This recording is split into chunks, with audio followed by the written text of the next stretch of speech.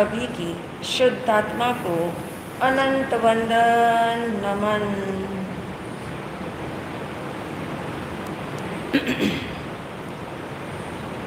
भगवान महावीर से जब प्रश्न पूछा गया कि आत्मा की अनंत शक्ति कहाँ खर्च हो रही है, आत्मा की अनादि काल से अनंत शक्तिमान ये आत्मा और आत्मा की अनंत शक्ति का उपयोग जो है वो कहाँ जा रहा है, उपयोग किसमें हो रहा है? जानने और देखने में। अच्छा, उपयोग किसमें जा रहा है उसी का हमारा, देखिए कोई भी बात से शुरू करे लेकिन कॉन्टेक्चुअल टॉपिक आ जाना चाहिए।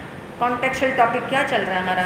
सुख का पासवर्ड। हाँ, सुख का पासवर्ड, यानी सुख का पासवर्ड लेने के लिए हम सब लालायित है, समझ रहे हैं, बात को आगम दृष्टि से भी समझ रहे हैं, बात को अध्यात्म दृष्टि से भी समझ रहे हैं, और उससे हमने ये समझा कि हमारा ध्यान कहाँ जाता है, अटेंशन कहाँ जाता है, एनर्जी का फ्लो कहाँ जा रहा है।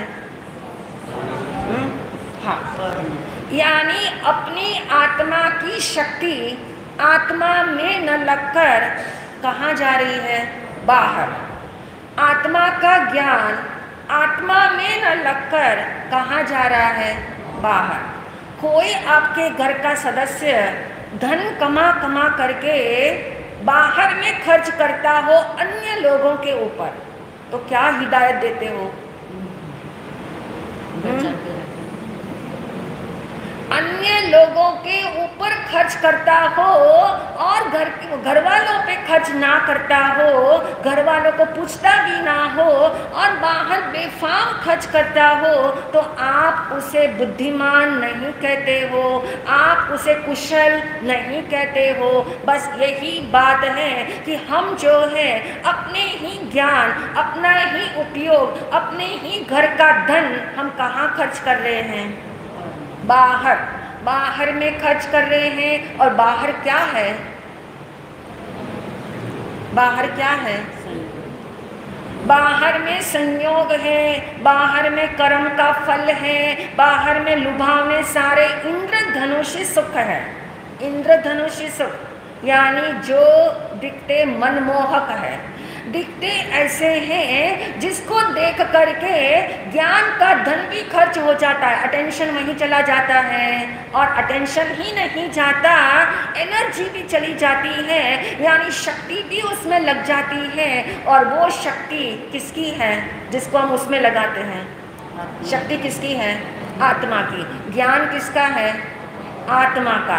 आत्मा का ही ज्ञान और लगाते हैं हम किसमें? बाहर में उलझ करके बाहर के सुखों में लगा देते हैं। और अपना आत्मा का ही ज्ञान, आत्मा की ही शक्ति जब हम कहते हैं विपरीत दिशा में खर्च करते हैं, और क्यों कर लेते हैं? क्योंकि कौन फिल करेगा ब्लैंक को?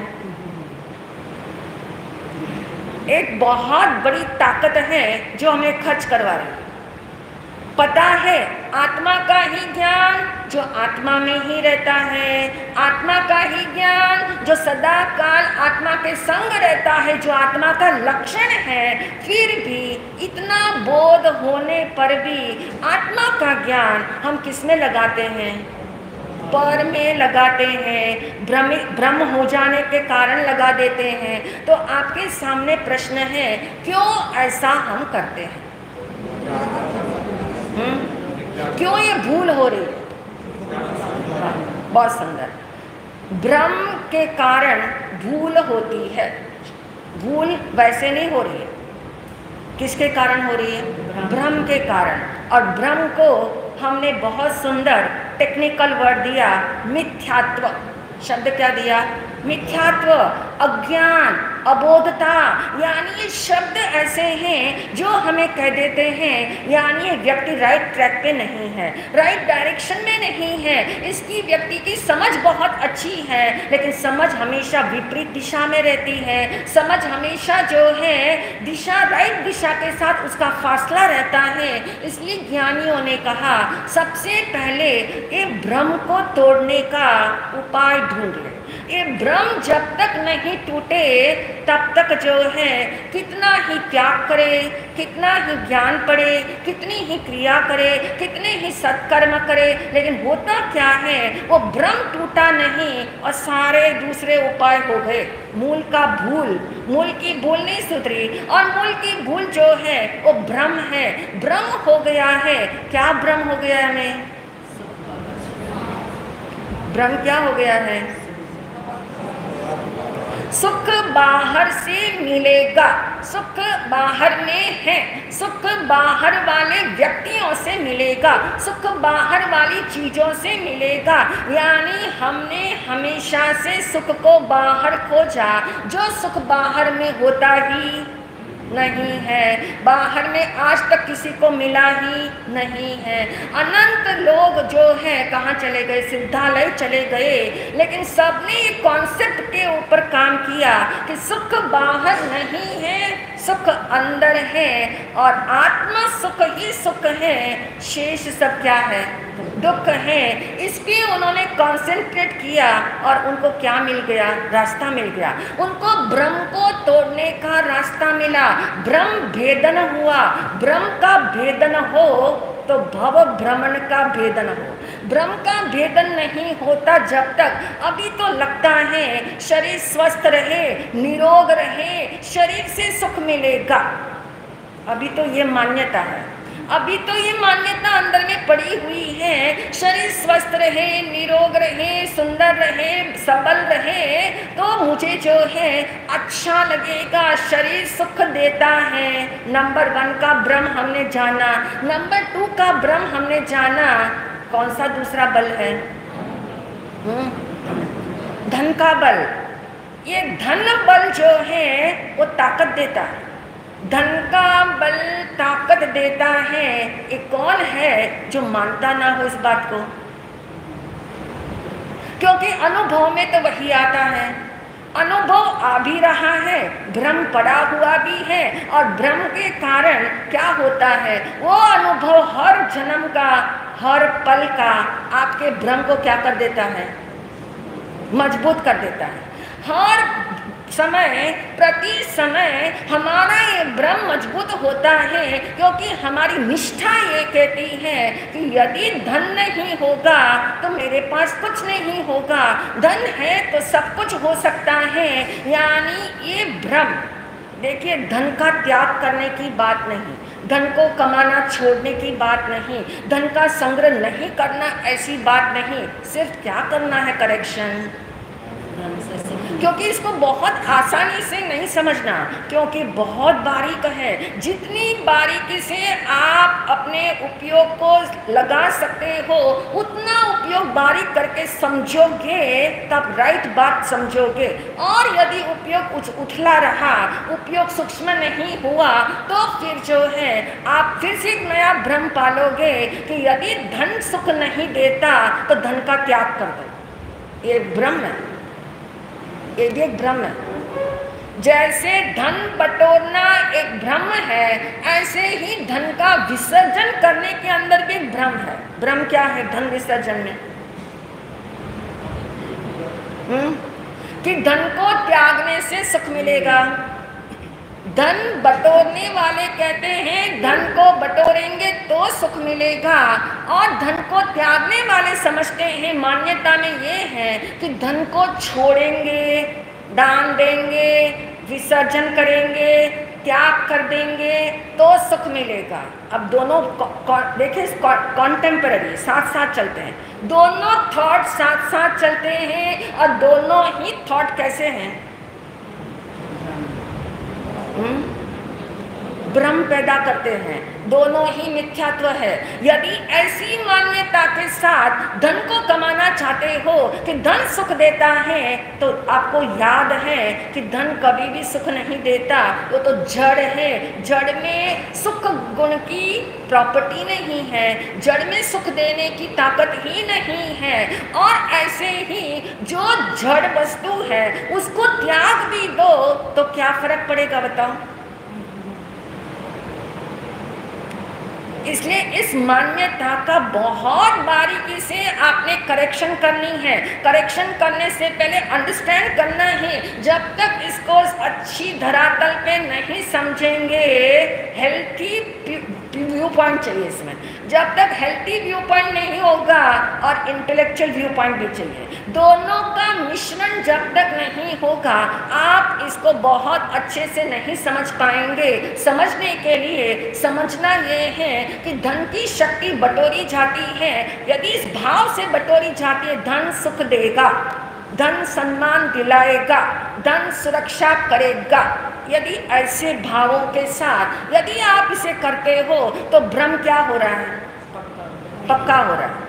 और दूसरी तरफ यदि धन सुख नहीं देता है तो मैं धन का त्याग कर देता हूँ। जो धन प्राप्त है, जो धन मेरे पास है, उसका मैं क्या कर देता हूँ? त्याग कर देता हूँ। तो वो भी क्या है? फिर से जो सुख नहीं दे सकता उसका ग्रहण या उसका त्याग, उससे सुख का कोई कनेक्शन ही नहीं है। उससे सुख नाम के गुण का कोई कनेक्शन नहीं है, क्योंकि सुख गुण धन में होता ही नहीं है। सुख गुण धन में होता तो फिर उसका त्याग या उसका ग्रहण, दोनों में कुछ ना कुछ होना चाहिए, लेकिन उससे कोई कनेक्शन नहीं है। क्योंकि सुख किसका गुण है? आत्मा का गुण है। सुख आत्मा का गुण है, सुख धन का गुण नहीं है, सुख धन की क्वालिटी नहीं है। इतना यदि अच्छे से समझ आ गया हो तो आगे की बात और अच्छे से समझ आ जाएगी। और हम सुन रहे थे तीसरा मायावी सुख, तीसरा जो भ्रमित करने वाला सुख है वो ये है, वस्तुओं से मुझे क्या मिलेगा? सुख मिलेगा। वस्तुएं जितनी ज्यादा संख्या में होगी उतना सुख मिलेगा। कुछ लोगों की सोच है मुझे कुछ चाहिए, कुछ लोग कहते हैं मुझे थोड़ा ज्यादा चाहिए, और कुछ लोग कहते हैं मुझे सब कुछ चाहिए। तीन तरह के लोग दुनिया में दिखते हैं, तीन मनोवृत्तियां हैं। कुछ कहते हैं जीवन जीना है तो कुछ तो चाहिए, मिनिमम तो मिनिमम चाहिए तो सही। यानी यदि मिनिमम भी मिल जाए पर मिनिमम तो मिलना चाहिए। यानी इतना मेरे पुण्य का उदय हो कि जीवन जीने के लिए जो मेरे मीन्स है, जो मेरे साधन मुझे चाहिए, वो साधन चाहे मिनिमम क्वांटिटी में क्यों ना हो, लेकिन उतना तो मुझे चाहिए। यानी कुछ लोग जो है वो ये कहते हैं मुझे कुछ चाहिए। सेकंड नंबर के लोग हैं वो कहते हैं मुझे कुछ अधिक चाहिए, इतने कम से गुजारा नहीं होता, इतने कम से चिंता रहती है, इतने कम में दुविधा रहती है, इतनी बात से जो है हर समय हमारी व्यस्तता जो है उसी में उपयोग जाता है। थोड़ा हम फ्री होना चाहते हैं, थोड़ा धन अधिक कमा ले, थोड़ा धन अधिक हो जाए, हम फ्री होना चाहते हैं। यानी उनका कहना है इतना नहीं चाहिए, इतना तो हो जिससे हम क्या हो जाए, हम फ्री हो जाए। लेकिन कुछ लोगों की मनोवृत्ति ऐसी है जो कहता है मुझे सब कुछ चाहिए, ऑल इन ऑल, हर चीज चाहिए। और हर चीज चाहिए और कितनी मात्रा में चाहिए? हर चीज चाहिए और हर चीज कितनी मात्रा में चाहिए, उस मात्रा का आज तक कोई हिसाब नहीं लगा चुका। भगवान महावीर के युग की बात है, जब भगवान महावीर जी इस धरा पर विचरण कर रहे थे, उस समय की एक छोटी सी नहीं बहुत बड़ी घटना है, बहुत बड़ी घटना है, शायद बहुत लोगों को मालूम भी हो। और आपको ये पता है कि राजा कोनिक हुआ था। किसका बेटा था? राजा श्रेणी का बेटा राजा कोनिक हुआ था। और राजा कोनिक की रानी जो पद्मावती थी, उस रानी पद्मावती का कहते हैं एक बार ध्यान ध्यान यानी अटेंशन, वो ध्यान चला गया उनके छोटे दो भाई थे कोनिक के, हल और विहल नाम के दो भाई थे, हल और विहल। और हल और विहल के पास, एक के पास एक सुंदर सा हार था और एक के पास बहुत अजीब का, बहुत सुंदर, विचित्र कहना चाहिए, विशेष प्रकार का विचित्र जो है हाथी था। हल और विहल के पास, एक के पास हार है, एक के पास हाथी है, दोनों उनके हिस्से में आए हुए हैं और दोनों उसको एंजॉय कर रहे हैं। लेकिन रानी पद्मावती को लगा कि ये हमारे पास क्यों नहीं, जो हाथी उनके पास है वो मेरे पास क्यों नहीं है, जो हार उनकी रानियां पहनती हैं वो हार हमारे पास क्यों नहीं है। बस एक प्रश्न। अब आप देखिए, सवाल तो हमेशा एक ही होता है और उन सवालों ने क्या कर दिया, जिंदगी को उलझा दिया। सवालों ने जिंदगी को उलझा दिया। एक सवाल मन में आया, कोनिक को बता दिया जा करके कि ऐसा क्यों हुआ, हमारे हिस्से में जब हिस्सा हुआ, बंटवारा हुआ, तो ये क्यों नहीं हमारे हिस्से में आया। इतनी सी बात बोलनी थी और राजा कोनिक को भी लगा बात तो सही है, ये विशिष्ट चीजें जो है मेरे हिस्से में तो आई नहीं, मेरे छोटे दोनों भाइयों के हिस्से में चली गई। और कहते हैं, उन्होंने कहा ये हार और ये हाथी जो है वो मुझे लौटा दो। अब कौन लौटाएगा, क्यों लौटाएंगे, हिस्से में मिला हो तब तो कुछ बोले नहीं, जब हो रहा था बंटवारा तब तो कुछ बोला नहीं, और अब कहते हो हमें लौटा दो। और उन दोनों भाइयों ने मना कर दिया। और राजा कोनिक कहाँ मानने वाला था, उसने कहा कि नहीं, ऐसे में मानने वाला नहीं हो, तुम चाहो तो मेरे से युद्ध कर लो। और कहते हैं युद्ध के नाम से हल और विहल सोचे क्या बात करता है, एक हार और हाथी के पीछे युद्ध की बात करता है। नाना जी के पास चले गए। पता होगा नाना कौन थे, चेतक राजा। चेतक राजा जो उनके नाना कहलाते थे, और चेतक राजा के पास चले गए दोनों भाई, शरण में चले गए। आप हमारा फैसला करो, आप हमारे साथ न्याय करो। ये वस्तु प्रेमी जो है, ये वस्तु प्रेमी को दिखता ही क्या है, हमेशा वस्तुएं दिखती हैं।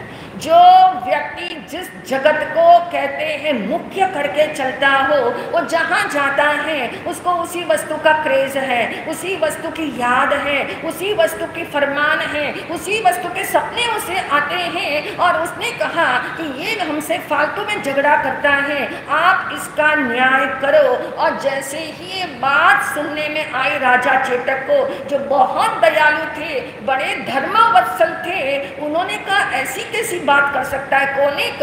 उन्होंने कोनिक को बहुत समझाया, लेकिन कोनिक नहीं माना। और कोनिक ने कहा मैं आपके साथ ही युद्ध करूंगा, नाना जी के साथ युद्ध करूंगा। किसके वास्ते, हार और हाथी के पीछे। एक हार है, दो हार भी नहीं है, हार एक है, हाथी भी एक है, जबकि उनके पास इतने हार दूसरे पड़े हुए हैं। लेकिन नहीं, ऐसा ही हार नहीं, वही हार, ऐसा ही नहीं, ऐसा में भी कुछ फर्क होता है।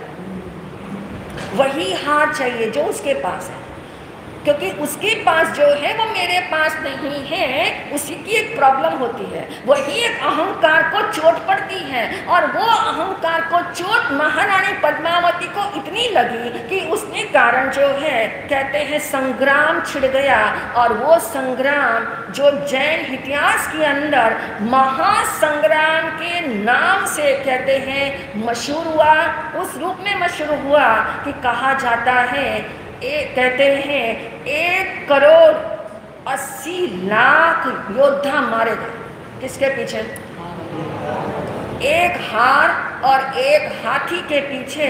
और कहते हैं इतना पूरिश, कहते हैं तहस नहस हो गया सब कुछ, इतना नरसंहार हुआ कि दूसरे लोग देखते रह गए कि ये भी क्या जीवन है, ऐसा भी क्या सोच है कि एक हार और हाथी के पीछे इतने लाशें बिछ गई कि उन लाशों पे पैर रख करके जाने की भी जगह नहीं बची, इतने लाशों के ढेर पे ढेर चढ़ गए। और ऐसी स्थिति के अंदर कहते हैं जब राजा कोनिक जीत गया और उसे पता लगा अब ये हार और हाथी मेरे हो गए, और आपको सुन करके हैरानी होगी या कुछ लोगों को तो पता ही होगा।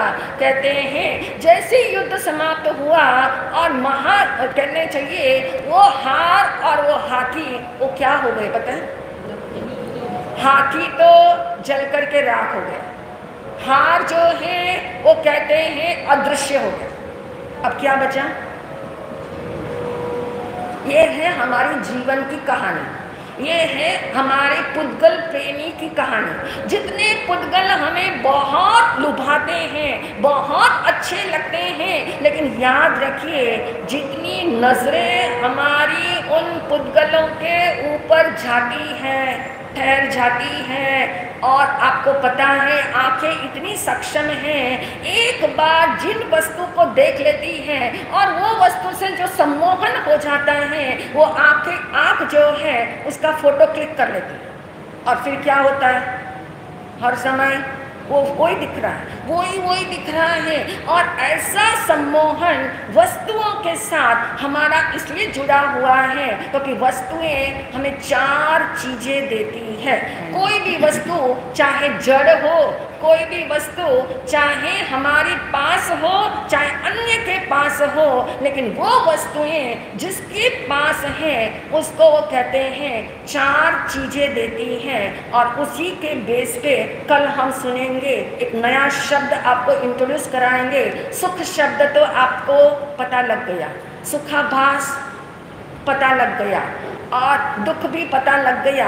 नया वर्ड कल से इंट्रोड्यूस कराएंगे, उस वर्ड का नाम है सुख बुद्धि। क्या है? सुख बुद्धि।